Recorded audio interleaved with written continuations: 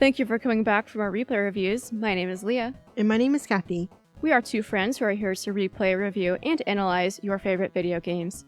And since Kathy has never seen the games before, it helps me view them through her fresh eyes, almost like I'm discovering them again for the first time.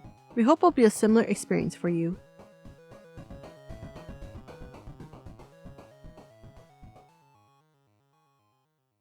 It's our final episode. Welcome to the Season 2 wrap-up. How have we completed 2 seasons already? I don't know. It got crazy towards the end of the year. Hopefully, quality didn't slip too much. But we did it. We're here. We have another morning episode, so if my voice cracks, I woke up an hour ago. Should we launch into our first topic? Mm-hmm. Favorite moment in each game. Heavy Rain is up first. Mm-hmm. That feels like ages ago. I know, right? I had to go through the gameplay again. I just chose my top favorite, so I guess maybe do you want to go first or should I go first? I'll go first. There's a couple, like, one is more in the game and then the other ones are more us and our reactions to things. So the in the game one, I love the coffee toss when the coffee gets thrown at Blake's face. Amazing. Yes. I love that detail. I also loved when we realized that Merlin is blue. Oh my gosh, absolutely not a canary. Yes, that part. That's one of my favorite parts. And then my maybe the ultimate favorite moment is when you chose Gordy Kramer as the Kentucky Scorcher. Yeah. You thought I was going to let you forget? No. I was watching the gameplay and also the episode, and I'm still feeling pretty terrible about that. Don't tease me for it. Well, my favorite, I just chose more related to the storyline. Mm-hmm. It has to be when they're throwing punches at the therapist, or Blake is throwing punches at the therapist, and then he just pretty much gets aggressive and Jaden pretty much shoves him back and he's like kind of like telling him off. That's probably my favorite part because that's really when we see Jaden having a backbone. Yeah, it's the turning point for that character, I think. Yes. Yakuza Kiwami. Should you go first this time? Okay. I feel like, do you know what I'm going to say? I feel like you know. No. I know what yours is, but mine is... Do you? Mine is Nishiki in the end. Even though it breaks my heart, it just hurts. I think him deciding to just take everything on and those responsibilities, he did it and he ended it. And it's the completion of his redemption arc. And it's just so well put together that we've seen going from 2 games from... he's my favorite, and then I was like, oh no, he slapped a woman to oh no, and still holding out hope for him, only for in the end he takes that on, and that's my favorite, even though it makes me like want to cry. Right, but that's how you know it's good. Okay, you have to try to guess mine then if you think you know. It has to be the blood slicking back, the full transformation. You know, I didn't write that down, but that is pretty sick. That is pretty sick. It's definitely up there. But I feel like that ties in, because I also wrote Nishiki's redemptive death as I choose to view it. Maybe just his character arc, his whole transformation and the full circle, like you were saying. I think that's the best part of the game, for sure. And then I threw in a little side note and also Cosmo's death, because I can't stand his character. Yes! That. But the blood is a pretty good one. I'm surprised that I didn't think of that. So moving on to Outlast 2. Outlast 2. This was harder for me. I'll let you go first. Mine's not really cheating, but I said that I like all of the school portions of the game and all the depth it adds to, I call it the village storyline. We never really found a good way to describe that part of the story, but so based off of that, I think I have to say that my favorite moment would be when we meet Father L and get that whole backstory. And that's all completed, because I think that really just ties everything together. If you've been reading the notes, paying attention to the story, I think that that's the missing link for everything that's going on. So for me, that was my favorite moment. Okay, mine's a lot more shallow than yours. And it's okay, my Heavy Rain one was really shallow. Well, and don't call me bloodthirsty, but my favorite part was probably when the cross fell onto Marta, because it was like instant karma, and it's pretty ironic that that's what kills her. Poetic justice at its finest. Next All right, I have a feeling we might have the same one for Mafia. What'd you put? I said it's probably the ending where, from the moment where Tommy's let out of jail and you see him give his speech at his daughter's wedding till the ending. And normally I'm not one for those kind of conclusions where someone dies, but I just thought everything was so nicely tied together, and it's so poetic. You hear his narration from like the speech, and it just it's just so well done. It is. I put the same thing, focused more on the family is forever ending. Oh, and I said, this might be one of the most perfect endings I've ever seen in a game. Oh. And I think it deserves to be talked about more than it does. I think it's perfect. Yes. The ending for this game, it's just perfect. It's perfect. So I'm glad that you liked that ending. And we finally have an ending that we agree on. It feels great. That is also the second layer that adds onto why I felt so good about this being my favorite scene in the game. The overall game, too, felt really good, too. I really liked the overall game. And then, last but not least, layers of fear. Very fresh. Very fresh in our brains. For me, I decided my favorite moment is probably noticing last second the portrait above the wife's vanity. Because that realization really just tied the whole game together. Sort of like with Outlast 2 when we got all the backstory with Father L. It's just the missing piece that really solidifies what exactly is going on here. It is good, and especially when I was going through the gameplay again, having the knowledge of she's probably talking to herself, that portrait, just made everything much more clear and understandable of why things happened the way it did. So I like that. But for me, it's the little rat that guides us and just kind of pauses to wait for us. And it's just so cute. I love that little rat. I didn't put him in the gameplay because I was in a time crunch. But I will put him in this episode. Yes, please You will see the little rat. What should we name him? Stuart? Like Stuart Little? Little Stu? Stu. His hood name. Stu. Little Stewie. Okay. What about moving on to topic number 2, favorite game of the season? So for this one, we're going to do what we did last season. I think we're going to say what our favorites are, and then I'm going to guess what the IMDb scores are, and you're going to tell me what they actually are. Do you want to go into what your favorite games are, or should I do that first? For just the ultimate game, or? Yeah. Mafia. That's my favorite. Yeah. Okay. So mine's a little longer because like I said in the last season wrap up, I spend a lot more time with these games and I have to edit them and I also play them, which you don't do. So I have things that irk me about all the games because of editing and then things that bring me more enjoyment in the actual gameplay. So I think that the best game, technically speaking, is Mafia.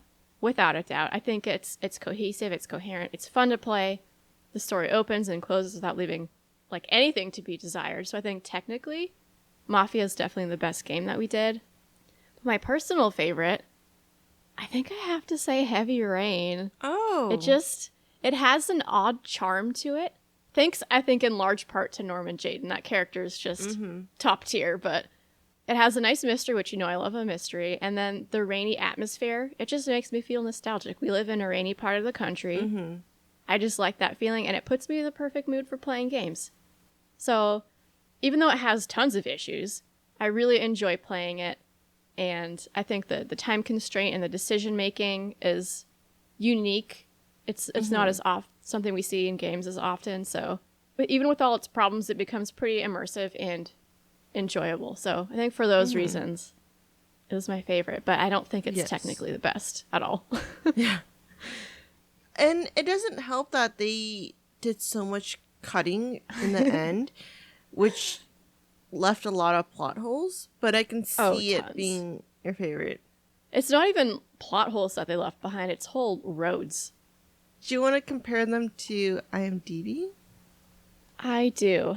Heavy Rain, I know that there are people who enjoy it, as I do, but I think we all see the issues with it. So I'm going to rate it at a 6.7.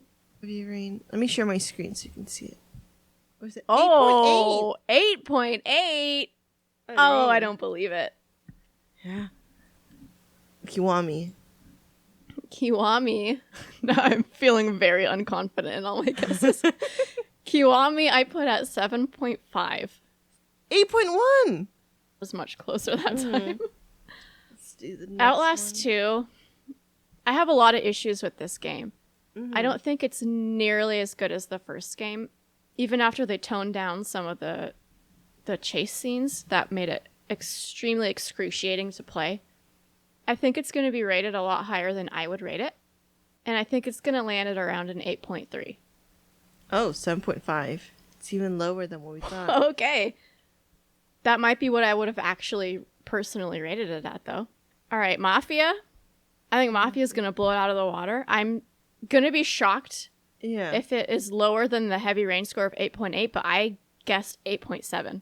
8.3? 8.3. How? I'm sorry. There's no way in hell Yeah. or heaven or earth that Mafia should be lower than Heavy Rain. No, what's wrong with people? I'm so mad. It deserves like a 9. Speaking of 9s, that's what I gave Layers of Fear. I think that's another cult classic. I think it's a cult classic and people love that game.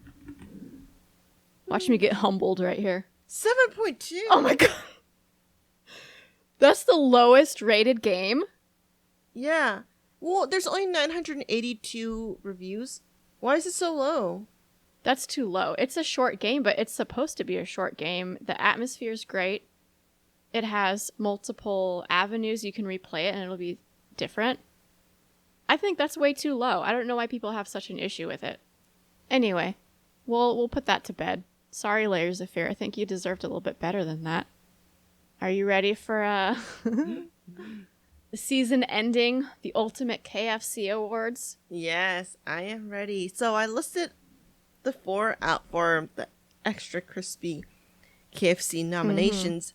For Heavy Rain, we have Jaden. For Kiwami, we have Shinji. For Outlast, we have Ethan. And for Mafia, we have Sarah. So these are the 4 KFCs that I picked. So this is your overall favorite out of these 4, right? Okay. See, this is tough because I feel like you like Sarah the most, but I don't know if she's done enough to claim the crown. Yeah. So I think it's going to be between Shinji and Jaden.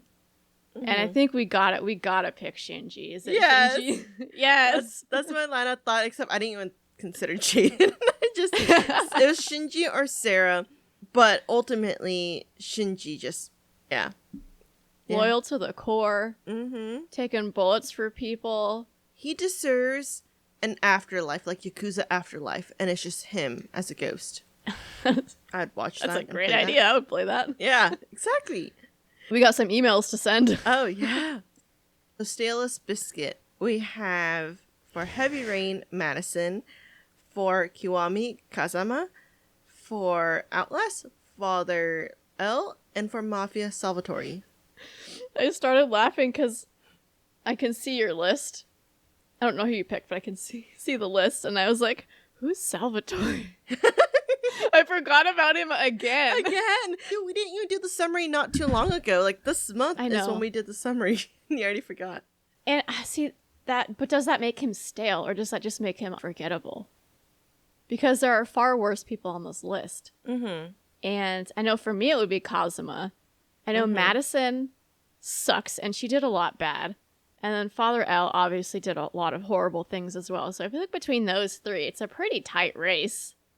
I want to say Madison, but I think you're going to pull the rug out from under me on that one. I'm going to say Father L is my final answer. I debated, but I think in definition of just being a stale biscuit, it's Madison. For being like a villain though, it has to be Father L. So it's slightly, and it's not fair for me to now define it for you. Oh, no, but it's you would have fine. gotten it. That you're close. I'd give you half credit on that, because she is Yes. a stale character, but she's not a villain. Fair assessment. Next category? Yes. Ultimate mother and mother respecter. This is probably by far one of my favorite categories. I agree. I did mother first. Okay. Do you want to do yours or should I go? I feel like we would have the same. Maybe-ish. I have top 1 and 2, though.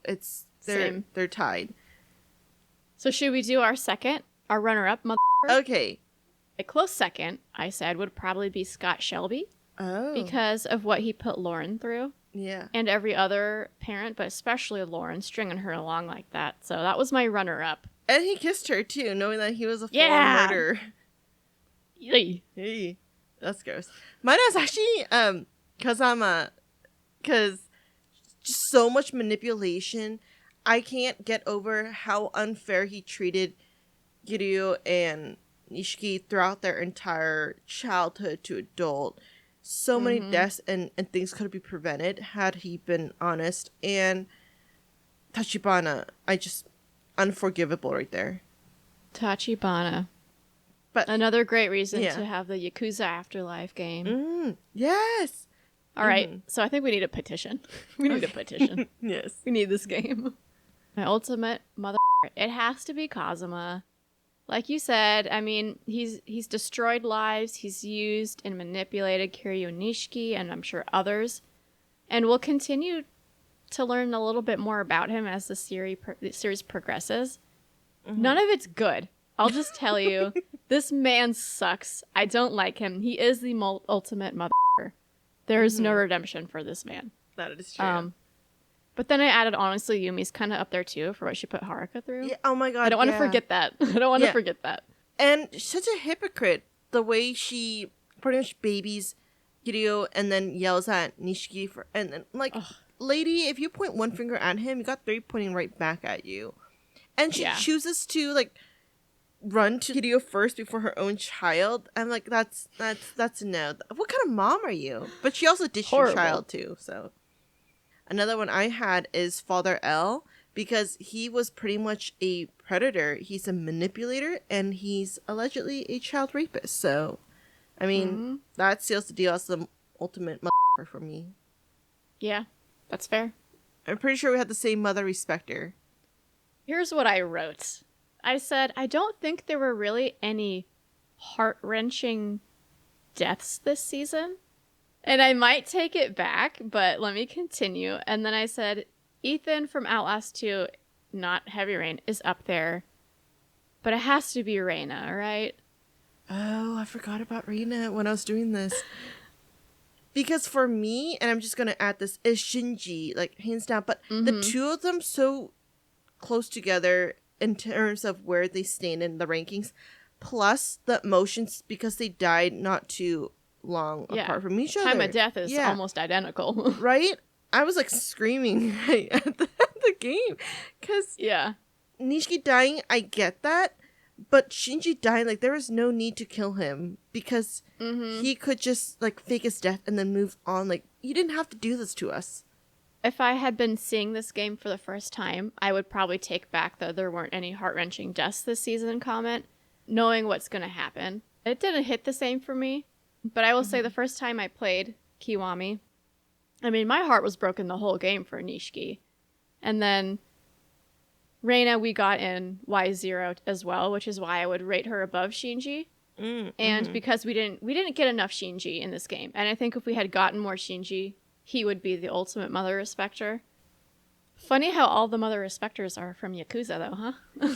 Well, I think it just goes to show the storyline that the care they take with the characters, and it's not as shallow. Not saying that the others are shallow, because Mafia isn't, but they give more emotion. And I do have to credit the voice actors for all the characters for giving such a stellar performance of making us feel things. Play the game with Japanese audio. Don't do English dub. No offense, because I haven't listened to it. I'm sure the voice actors are great, but if you want a sneak preview, do Y0 Chapter 6. Oh, gosh. Dude killed it. Okay. Anything else you want to say, or should we move on to closing this episode out? I think let's move on.